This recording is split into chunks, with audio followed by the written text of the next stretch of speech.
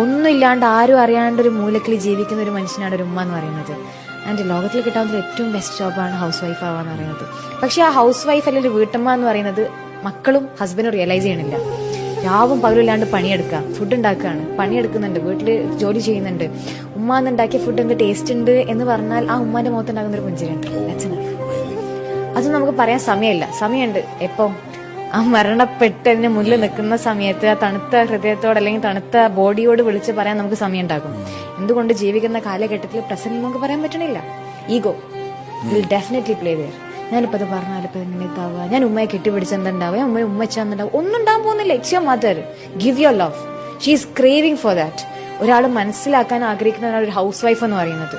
ജോലിയില്ല, രാവും പകലും ഇല്ലാണ്ട് കിച്ചൺ ആണ് ആളുടെ ലോകം എന്ന് പറയുന്നത്. ആ കിച്ചൺ എന്ന ലോകം സ്വർഗമാക്കാൻ പറ്റണമെന്നുണ്ടെങ്കിൽ അവിടെ ജീവിക്കുന്ന ആ ഭർത്താവിനും അവിടെ ജീവിക്കുന്ന ആ മക്കൾക്കും മാത്രമേ പറ്റുള്ളൂ.